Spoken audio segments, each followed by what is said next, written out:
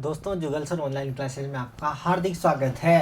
अपन बात कर रहे थे किसकी, एंडोक्राइन ग्लैंड की बात कर रहे थे, अंतरस्रावी ग्रंथियों की बात कर रहे थे। तो अपन ने बात करी थी कि एंडोक्राइन ग्लैंड वे ग्लैंड होती है जो अपने हार्मोन का सिक्रेशन डायरेक्टली ब्लड में करती है, या जिनके लिए कोई नलिकाएं ना हो वही क्या कहलाती है माय डियर, एंडोक्राइन ग्लैंड कहलाती है। इसलिए पिछले वाले वीडियो में अपन ने कुछ एंडोक्राइन ग्लैंड की बात करी थी, लाइक दैट पीनियल ग्लैंड वगैरह की बात करी थी। तो आज जो आपके सामने ग्लैंड लेके आए हैं वो है क्या, एड्रिनल ग्लैंड। क्या कहा जाता है, इसका नाम है साहेब एड्रिनल ग्लैंड की बात करते हैं। एड्रिनल हिंदी में भी इसको क्या कहा जाता है, एड्रिनल ग्लैंड कहा जाता है। एड्रिनल ग्रंथि की बात करते हैं। अब सबसे पहले बात करते हैं लोकेशन क्या है, क्या कि इस ग्रंथि की लोकेशन क्या है। कुछ तो एड्रेस देना होगा ना कि ये ग्रंथि प्रेजेंट कहाँ होती। तो इसकी लोकेशन क्या है कि ये क्या आपके सामने जो डायग्राम, एड्रिनल ग्लैंड ओनली ये वाला पार्ट है कि एड्रिनल ग्लैंड अपनी जो किडनी होती है, वृक्क होता है, किडनी जो होती है उस किडनी के दोनों किडनियों पे होती है। यहाँ में सिर्फ मैंने एक किडनी बनाई है तो किडनी के ऊपर प्रेजेंट होती है। कहाँ, किडनी कैसी होती है, सेम के बीज के आकृति की होती है, सेम के बीज के आकृति की संरचना होती है किडनी, जो अपने एक्सक्रीटरी पार्ट है। और यहाँ पर आपको पता है कि उत्सर्जन तंत्र की संरचनात्मक और क्रियात्मक इकाई इसके अंदर प्रेजेंट होती है, जिसे क्या कहा जाता है, क्या कहा जाता है, नेफ्रॉन कहा जाता है। क्या कहा जाता है, इसके अंदर प्रेजेंट होते हैं नेफ्रॉन। क्या प्रेजेंट होता है, असंख्य नेफ्रॉन प्रेजेंट होता है, जिनमें हेनले का लूप वगैरह पाया जाता है। खैर वो अलग मैटर है, उसके बारे में अपन को डिस्कस नहीं करना। अपन सिर्फ बात कर रहे हैं एड्रिनल ग्लैंड। तो एड्रिनल ग्लैंड क्या होती है कि अपनी जो किडनी होती है इसके ऊपर स्थित होती है। अब यहाँ पर देखो, इस किडनी का एक सिनोनिम्स, एक पर्यायवाची होता है। किडनी का दूसरा नाम होता है, गौर करिएगा, किडनी को साहेब में रीनल कहा जाता है। क्या कहा जाता है, किडनी को मैं रीनल कह सकता हूँ। क्या मैं किडनी को रीनल कह सकता हूँ क्या, किडनी का दूसरा नाम क्या है, रीनल। एक शब्द और देखिएगा, यहाँ पर एक शब्द मैं यूज कर रहा हूँ, मैं कह रहा हूँ आपसे, एक शब्द होता है सुप्रा, जिसका मतलब होता है ऊपर, एक होता है इंफ्रा, नीचे। सुप्रा माने ऊपर। रीनल का तात्पर्य साहेब क्या है माय डियर, रीनल शब्द का तात्पर्य है किडनी से। यानी किडनी का दूसरा नाम, जैसे पर्यायवाची होते हैं, जल के पर्यायवाची होते हैं ना, सिनोनिम्स होते हैं ना, वाटर, जल जो होता है, कैसे जल, नीर होता है, नीर, जल, पयोद जो भी कहते हैं इसको। तो इसके जैसे पर्यायवाची होते हैं अमृत वगैरह जो, तो उसी प्रकार से जो किडनी जो वृक्क है, इस वृक्क के भी पर्यायवाची है। इसका पर्यायवाची है, गौर करिएगा, रीनल। दोबारा रिवाइज कर रहा हूं, क्या है, रीनल। किडनी को रीनल कहा जाता है और सुप्रा शब्द का तात्पर्य क्या है, ऊपर। तो अब देखो, एक शब्द लिखा मैंने सुप्रा, ये तो आप समझ ही गए ना साहब कि सुप्रा का मतलब तो क्या है महाराज, ऊपर है। और इसमें मैं जोड़ रहा हूं रीनल। क्या हो गया, पूरा शब्द सुप्रा रीनल हो गया। क्या ये शब्द सुप्रा रीनल हो गया। अब सुप्रा रीनल, सुप्रा माने ऊपर, रीनल माने किडनी, किडनी के ऊपर। तो इस एड्रिनल ग्लैंड का दूसरा नाम होता है सुप्रा रीनल ग्लैंड। क्या होता है, सुप्रा रीनल ग्लैंड होता है। सुप्रा माने ऊपर, रीनल माने किडनी। ऐसी ग्रंथि जो किडनी के ऊपर स्थित हो, रीनल के ऊपर स्थित हो, क्या कहलाती है, सुप्रा रीनल ग्लैंड कहलाती है। एड्रिनल ग्लैंड भी उसे कहा जाता है। क्या कहा जाता है, एड्रिनल ग्लैंड भी उसे कहा जाता है। तो गौर करिएगा साहब, किडनी का तात्पर्य क्या होता है, रीनल होता है। क्या होता है। अब यहाँ पर बात करते हैं कि ये दोनों किडनियों के ऊपर उपस्थित होती है। स्ट्रक्चर की बात करते हैं तो केप लाइक होती है, टोपीनुमा संरचना वाली होती है। अब सबसे पहले इसके बारे में बताया था यूस्टेकीज ने। किसने बताया था, यूस्टेकीज ने। यूस्टेकीज ने सबसे पहले किसके बारे में बताया था, एड्रिनल ग्लैंड के बारे में बताया। सिर्फ बताया था क्या महाराज, यूस्टेकीज ने महाराज सिर्फ बताया था, लेकिन इसकी विस्तृत संरचना का अध्ययन किया था किसने, कैनन ने। ये कैनन वो नहीं है बंदूक वाला, तोप वाला कैनन नहीं है, एक चलता फिरता इंसान हुआ करते थे दोनों, कभी चलते फिरते इंसान थे महाराज। एक तो था यूस्टेकीज, एक था कैनन। एक आया था गैलन, जब कभी एक जमाने में ग्रंथि पढ़ रहे थे कोई दूसरी, तो यूस्टेकीज ने एड्रिनल ग्लैंड के बारे में सिर्फ बताया था, लेकिन इसकी विस्तृत स्ट्रक्चर का अध्ययन या विस्तृत संरचना का सबसे बारे में अध्ययन किसने किया या बताया किसने था, संरचना क्या होती है इसके बारे में बताने वाले वैज्ञानिक थे कैनन। लेकिन स्ट्रक्चर के बारे में किसने बताया था, कैनन ने बताया था। और सबसे पहले तो किसने बताया था, यूस्टेकीज ने, लेकिन उसने संरचना के बारे में नहीं बताया, सिर्फ एड्रिनल ग्लैंड के बारे में जानकारी दी थी। लेकिन संरचना का अध्ययन किसने किया था, कैनन ने किया था। ये एब्डोमिनल कैविटी में उदर गुहा में पाई जाती है, दोनों किडनियों के ऊपर स्थित होती है। अब देखो जो एड्रिनल ग्लैंड है दो भागों से मिलकर बनी होती है। एक तो कहलाता एड्रिनल कॉर्टेक्स जो आपको दिख रहा है, एक भाग तो कहलाता है एड्रिनल कॉर्टेक्स। क्या कहलाता है, एड्रिनल कॉर्टेक्स कहलाता है। और गौर करिएगा साफ, दूसरा भाग कहलाता है एड्रिनल मेडुला। क्या कहलाता है, एड्रिनल मेडुला कहलाता है।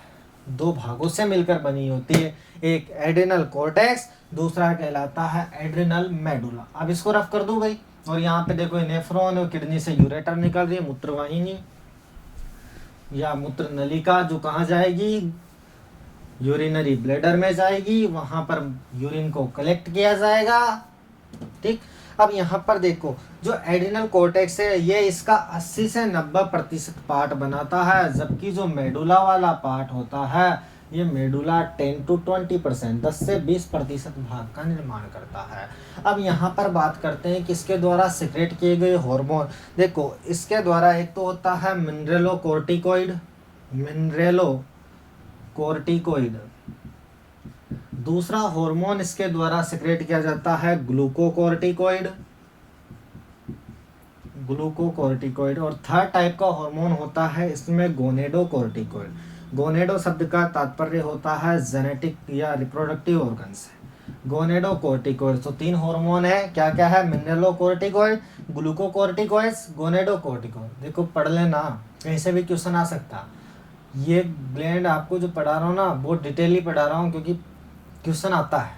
क्या, मिनरेलोकॉर्टिकॉइड्स, ग्लूकोकॉर्टिकॉइड्स और गोनेडोकॉर्टिकॉइड्स। ठीक इसी प्रकार यहाँ पर देखो, अब ये तो सब जानते हैं ना, एड्रिनल ग्लैंड से एड्रिनलिन हार्मोन निकलता है। क्या, एड्रिनलिन हार्मोन निकलता है, लेकिन ये भी तो निकलते हैं ना हमारा। इसके द्वारा दो हार्मोन सिक्रेट किए जाते हैं, एक होता है इपिनेफ्रिन, इपिनेफ्रिन, और दूसरा होता है नॉरएपिनेफ्रिन, नॉरएपिनेफ्रिन। दो हार्मोन सिक्रेट किए जाते हैं, एक इपिनेफ्रिन और दूसरा नॉरएपिनेफ्रिन। जो इपिनेफ्रिन हार्मोन होता है इसी को ही कहा जाता है एड्रिनलिन हार्मोन। एड्रिनलिन हार्मोन का दूसरा नाम होता है क्या, इपिनेफ्रिन, एपिनेफ्रिन। क्या होता है महाराज, एपिनेफ्रिन हार्मोन किसका नाम है, एड्रिनल ग्लैंड के एड्रिनलिन हार्मोन का दूसरा नाम है इपिनेफ्रिन, और नॉरएपिनेफ्रिन एक दूसरा हार्मोन इसके द्वारा सिक्रेट किया जाता है। अब यहाँ पर बात करते हैं हार्मोन्स की, बात कर लेते हैं। देखो चलो उसके पहले थोड़ी सी बात करते हैं कि ये ग्लैंड जैसे कब कार्य करती है। भाई रेगुलर तो कार्य करती नहीं, ये ग्लैंड कब कार्य करती। सोचो अगर हम कहाँ खड़े हैं, जैसे पुलिया की कोई कुआं है उसकी पुलिया के ऊपर खड़े हैं, या नदी के किनारे पर खड़े हैं, किसी बांध के किनारे पे खड़े हैं, तो अब होगा क्या कि कोई व्यक्ति आया, उसने अचानक आपके धक्का लगाया। क्या किया, आपको पुश किया, पीछे से धक्का लगाया, अचानक आप गिर जाते हो पानी में।